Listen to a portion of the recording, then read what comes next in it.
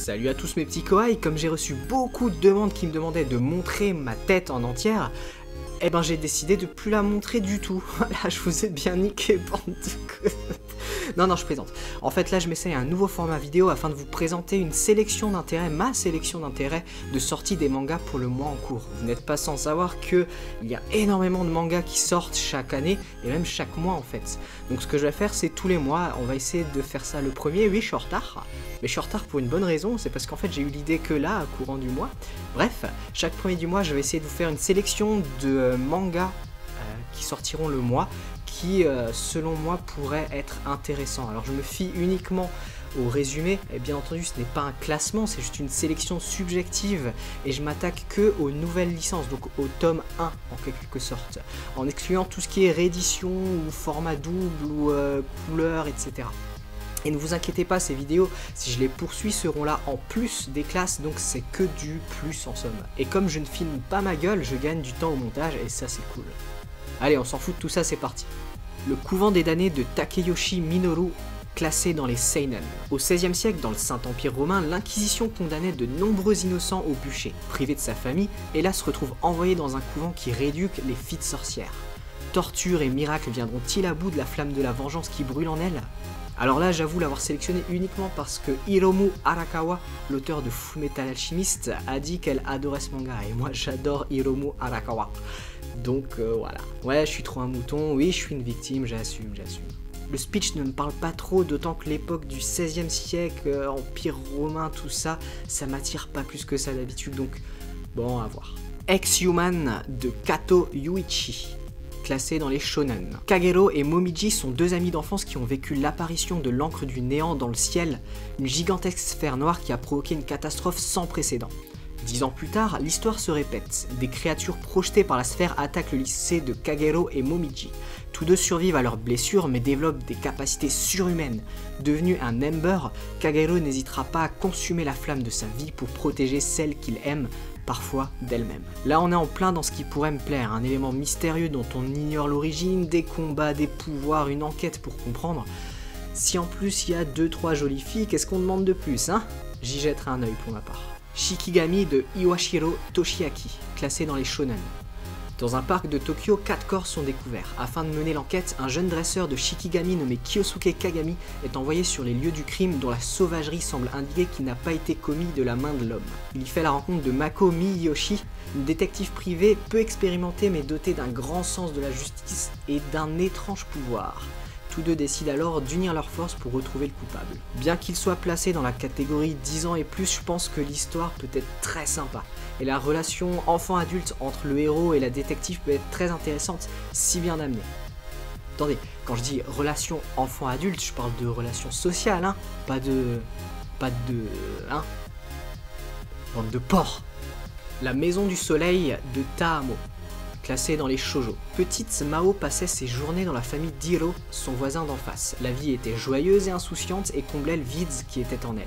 Plusieurs années ont passé, le père de Mao s'est remarié et la jeune fille se sent étrangère sous son propre toit. Hiro, lui, vit seul dans la maison familiale depuis le décès de ses parents. Il propose alors à Mao d'emménager chez lui. Bien que le speech ait l'air assez bateau pour une romance, j'ai lu qu'il y avait une part d'autobiographie dans ce manga, l'auteur ayant vécu quelque chose de similaire à notre héroïne. Et rien que pour ça, je pense qu'on devrait trouver une sincérité qu'on ne retrouve pas forcément dans tous les shoujo. Perfect Crime de Kanzaki Yuya au dessin et de Miyatsuki Shin au scénario, qui est classé dans les seinen.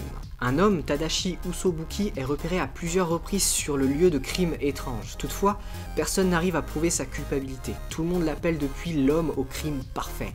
Haine, jalousie, désir et amour, Usobuki est capable de répondre à toutes les demandes de meurtre de ses clients. Et méfiez-vous, il ne rôde jamais très loin de vous.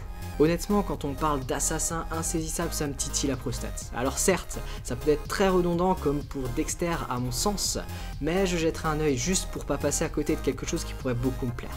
Overlord de Miyama Ugin, je ne sais pas comment ça se prononce au dessin, et Murayama Kugane et Oshio Satoshi au scénario, qui est classé dans les seinen.